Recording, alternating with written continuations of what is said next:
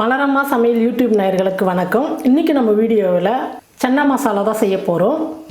சன்னா மசாலாவுக்கு நான் வந்து ஒரு 200 கிராம் வந்து வெள்ளை கொண்டக்கடலை எடுத்து காலையிலே ஊற வச்சுட்டு இப்போ நைட்டு டிஃபனுக்காக தான் நான் வந்து சன்னா மசாலா செய்கிறேன். நான் காலையிலே ஊற வச்சுட்டு நல்லா ஊறிடுச்சு. இப்போ ஒரு குக்கரில் சேர்த்துக்கலாம். கொஞ்சம் மஞ்சள் தூள், உப்பு கொஞ்சம், தண்ணி கொஞ்சம் தேவையான அளவுக்கு ஊற்றிக்கலாம். நம்ம கொண்டக்கடலை வேக வைக்கிற தண்ணியே சன்னா மசாலா சேர்த்துக்கணும், அப்போ தான் டேஸ்ட்டாக இருக்கும். அதனால் திட்டமாக தண்ணி வச்சுக்கோங்க. குக்கர் மூடி போட்டு மூடிடலாம். ஒரு 6 விசில் வரட்டும். சன்னா மசாலா செய்யறதுக்கு தக்காளி பேஸ்ட் அரைச்சிக்கலாம். 3 தக்காளி வந்து வேக வச்சு எடுத்துக்கலாம். ஒரு 10 முந்திரி.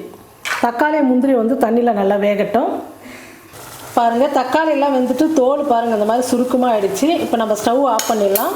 இந்த சூடு ஆறட்டும்னு சொல்லிட்டு தக்காளியோட மேல் தோலெல்லாம் எடுத்து மிக்சியில் போட்டு நைஸாக அரைச்சி எடுத்துக்கலாம். சன்னா மசாலா செய்யறதுக்கு தக்காளியும் முந்திரி இந்த மாதிரி வேக வச்சு பேஸ்ட்டாக போடும் போது டேஸ்ட் வந்து சூப்பராக இருக்கும். ஹோட்டலில் சாப்பிட்ற மாதிரியே இருக்கும், ரொம்ப நல்லாயிருக்கும். இது கண்டிப்பாக இந்த மாதிரி செஞ்சால் தான் அந்த டேஸ்ட்டே நமக்கு வரும். சன்னா மசாலாவுக்கு எல்லாமே ரெடி பண்ணிட்டோம். இப்போ நம்ம வந்து தாளிச்சிக்கலாம். கடாய் சூடு ஏறிடுச்சு. இப்போ எண்ணெய் சேர்த்துக்கிறேன். ஒரு 5 ஸ்பூன் எண்ணெய் சேர்த்துருக்குறேன். ஒரு பிரிஞ்சி இலை, 1/2 ஸ்பூன் சோம்பு, ஒரு அன்னாச்சிப்பூ, பட்டை ஒரு துண்டு, லவங்கம் 2. இப்போ எண்ணெயில் சேர்த்துக்கலாம். இஞ்சி பூண்டு பேஸ்ட்டு 1 ஸ்பூன்,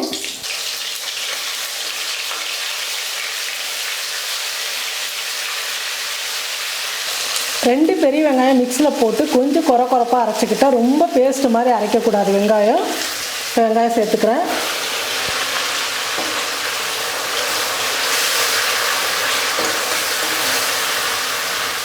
ஒரு 2 நிமிஷம் வெங்காயம் வந்து நல்லா வதங்கட்டும். பாருங்கள், வெங்காய பேஸ்ட் வந்து நல்லா வதங்கிடுச்சு. இப்போ நம்ம தக்காளி முந்திரி வந்து வேக வச்சு மிக்ஸியில் நைஸாக அரைச்சி எடுத்துக்கிட்டோம். அந்த விழுதை சேர்த்துக்கலாம்.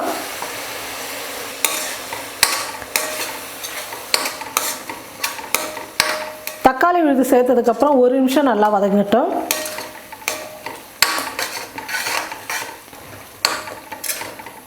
தக்காளி சேர்த்து 1 நிமிஷம் நல்லா வதங்கிடுச்சு. இப்போ மசாலாலாம் சேர்த்துக்கலாம். மஞ்சள் தூள் 1/4 ஸ்பூன், கரம் மசாலா 1/2 ஸ்பூன், மிளகாத்தூள் 1 ஸ்பூன், சோம்புத்தூள் 1/4 ஸ்பூன், மல்லித்தூள் 1 ஸ்பூன். மசாலாலாம் சேர்த்ததுக்கப்புறம் நல்லா வதங்கி கெட்டியாக வரணும். அந்த அளவுக்கு நம்ம வதக்கிக்கணும். பாருங்கள், மசாலாலாம் சேர்த்ததுக்கப்புறம் நல்லா கொதித்து நல்லா கிரேவி மாதிரி கட்டியாக வந்துடுச்சு பாருங்கள். இப்போ இந்த சன்னாக்கு தேவையான அளவுக்கு நம்ம உப்பு சேர்த்துக்கலாம்.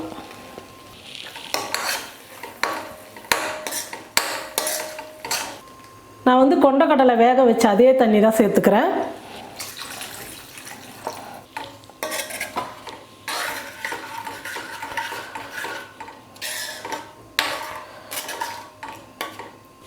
நல்லா கொதித்து நம்ம ஊற்றின எண்ணெய் வந்து மேலே வந்து மிதந்து வரணும். அந்த அளவுக்கு வந்து இந்த மசாலாலாம் நல்லா கொதிக்கணும். நல்லா கொதிக்கட்டும். பாருங்கள், நல்லா கொதிச்சிடுச்சு.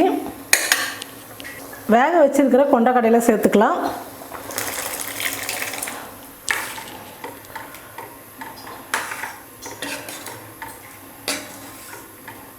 நல்லா கொதித்து திக்காக வர அளவுக்கு நல்லா கொதிக்க வச்சுக்கலாம். பரோட்டா சப்பாத்திக்கெல்லாம் வந்து கொஞ்சம் கெட்டியாக இருந்தால் தான் நல்லாயிருக்கும், ரொம்ப தண்ணியாக இருந்தால் நல்லா இருக்காது. அதனால் கொஞ்சம் வந்து கொதிக்கட்டும். பாருங்கள், சன்னா மசாலா நல்லா கொதிச்சிடுச்சு. சன்னா மசாலா வந்து எப்போயுமே கொஞ்சம் ஸ்வீட்டாக இருக்கும், அப்போ தான் வந்து டேஸ்ட்டு சூப்பராக இருக்கும். கொஞ்சமாக ஒரு சின்ன நெல்லிக்காய் அளவுக்கு வெல்லம் சேர்த்துக்கிறேன்.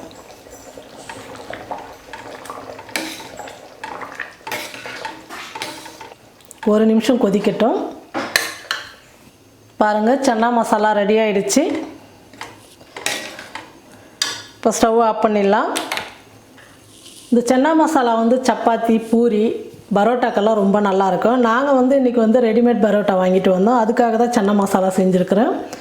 நீங்களும் உங்கள் வீட்டில் இந்த மாதிரி சன்னா மசாலா செஞ்சு சாப்பிட்டு எப்படி இருக்குன்னு சொல்லிட்டு மறக்காமல் கமெண்ட் பண்ணுங்கள், ஷேர் பண்ணுங்கள். நன்றி.